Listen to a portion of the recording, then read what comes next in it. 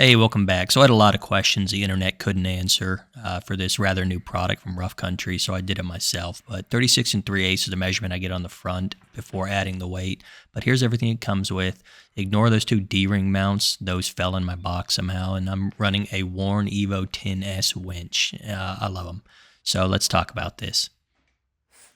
Yeah. Okay, so the installation, I'll just tell you right now up front, is really not bad. I did it by myself.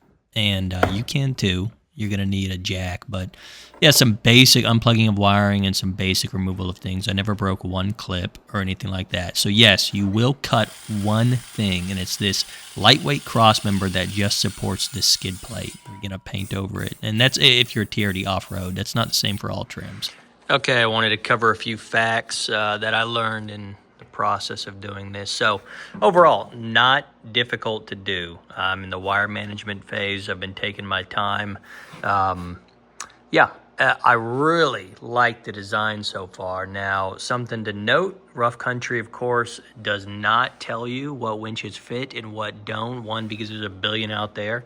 And two, they want you to buy their winch, which, fair, good marketing strategy. But I didn't want a Rough Country winch. I wanted a Warn, specifically an Evo 10. And the Warn Evo 10, this is synthetic model, but that doesn't matter, steel cable or not, even though you can only run synthetic with this setup because of the Haas Fair lead, which we'll talk about here in a second. It does fit. So when I say it fits, without any pressure on it, there's about, you could maybe slip a fingernail through there. Maybe. Doesn't matter. It fits. So yeah, Evo 10 fits nicely. When this is all assembled, the only thing that you will see is the Warn brand Fair lead, Haas Fair lead on the front of my factory bumper. Again, I'm in the wire management phase. The Evo 10 comes standard now, at least a synthetic model, with a wireless remote, but who wants to always trust that? So I also have an extension for my remote that I'm going to put into the radiator cover up here, the plastic cover that goes up here. I'll probably put it right there, to be determined. Anyway, I'm routing that right now because I want options. Now, another reason I really like this winch and is in order to go from free spool or engage it, of course, like any winch, you're going to turn this. Well, I bump into this, that's going to be a problem. I can loosen this Allen nut right here and reposition this, so I'll be able to pull it from right here and around. Now, I still need to put my whole front back on to see what my options are. It's going to be kind of tight, but I think it's going to be very doable. With that being said, I don't really need the free spool. I can just spool out and spool in, but having free spool is a good option. Okay, what else before we go down to the belly? By the way, this is a heck of a deal for what you're getting. And you probably know me. I never have I ever ran a Rough Country product on my trucks. This is my 6th Tacoma. Not even on my Jeeps that I run Rough Country. You know, it always to me felt kind of like the cheaper stuff, and so be it. But this is impressive so far. We'll follow up with here in a second. But let's go into the belly. Again, not done with anything, but with this bumper comes the armor as well. So it's two pieces, 1 and 2. It is blocking, for a decent reason, your oil drain plug, and you can access it on the other side, but your oil filter, I'm going to probably make a very clean round cut in both of them because I never want to have to take my armor off. When I say cut, I'll probably be cutting a circle out and then painting any raw metal and deburring and then painting. In that order, any raw metal, because I want to be able to get my hand up in there for oil changes. But I now have got rid of the plastic splash guards and have genuine armor, which is pretty nice. So again, Rough Country, good job. So I'm not going to do an entire how-to video on this system because the instructions are not bad at all. Another thing, God, y'all are making me say a lot. Why is that? So I definitely recommend to not use the instruction pamphlet it came with, but go on Rough Country and use the bright colored PDF version. It's going to make a lot more sense. It's going to be a lot more helpful. Oh, yes, if you have an off-road model or, goodness, I think off-road or sport, you will cut out this piece of cross member, which I just used a reciprocating saw, like a Sawzall, and it's very easy to do. All that piece was doing on those two trim levels was holding the splash guard.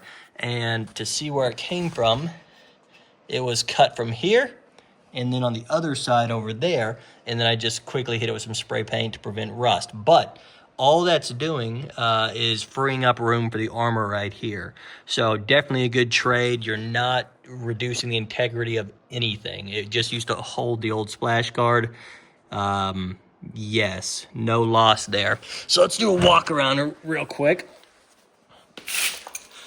Again, it's been a very straightforward process, and taking the front face off the truck is really not bad. It really isn't. Definitely have some good lighting.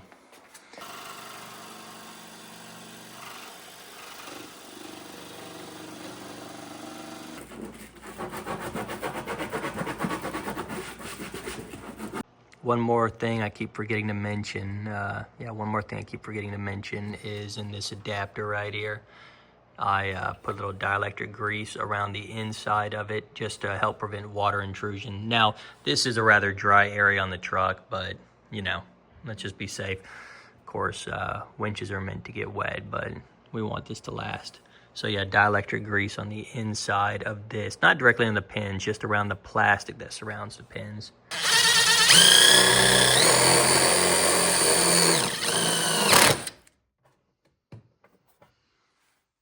Now, the instructions do not talk about these either. These are heavy pieces of steel, probably 2/3 of an inch thick. I believe their purpose is to mate behind this, but in front of the steel bracket that holds the fair lead. So I think the instructions are a little outdated, and I'm glad I thought about these because I see a great use with these. Or maybe I'm using them completely wrong, but I like it. So my plan to use the black thick washers worked perfectly. There's no flex, so really what it is, it's you can see right here that I'm touching right here. That is the Haas Fairlead mount that goes back to the main bumper, and then sandwiched between that, it's mount, metal, steel, then that thick steel black washer you saw, then squeezed between that is the some of the bumper, and then this. So there's zero flex. Not that, I mean, it's not a big deal. If there was a tiny bit anyway, because the winch is still very secure. But it's a strong sandwich of steel and a small piece of plastic. Without having to cut out this big, goofy-looking, stupid thing around it, I just cut out where the line goes through. So I think Rough Country just needs to update their ads and pictures, because you can do a lot better than they did if you just take the time. Again, it's 3 a.m. I don't know if I covered this already, but here's my backup. This is a Warren product I got for the winch. Backup for the winch right there. Wiring to the battery. Some proper routing out of the way of moving parts and friction. Zip tied together. I looped it around the serpentine about 7 times just to see how long the truck would last. Dumb joke. It's 4 a.m. And yeah, I'll take some good video tomorrow.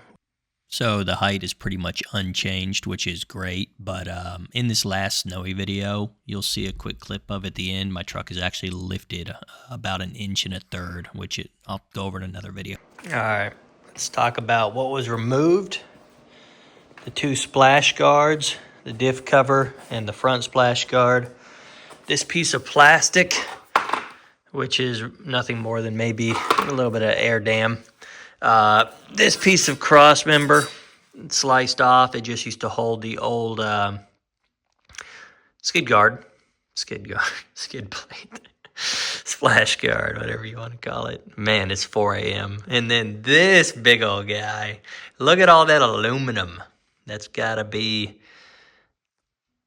$1 billion in aluminum scrap. And then the plastic on top. Some basic crush zones for the bumper. Of course, you saw what I installed has crush zones too. Yeah, so let me clean up this mess, pet these dogs, and then we'll get a better look at it. All right, oil change now complete. Let's get inspected right now. And yeah, during that oil change, somehow a hidden winch mount came out of nowhere and is holding a worn Evo 10S, the synthetic line 10,000 pound worn, on a unlifted, otherwise unmodified Toyota Tacoma. So pretty happy with that product. Yeah, and I think I recorded that a month ago or longer, but I'm still super happy with this product. There's a little rubber pad for the hook, and these are the separately ordered Rough Country D-ring hooks, which are, actually really good as well. I'll link them below, but, overall, I want to say great job, Rough Country. I really don't have any complaints. I think it's a solid product. And for the money, where you're getting that belly armor as well, I don't think there's anything else comparable on the market. To me, it's the best looking as well because it's hidden 100%. So tell me what you think below, and thanks for hanging out.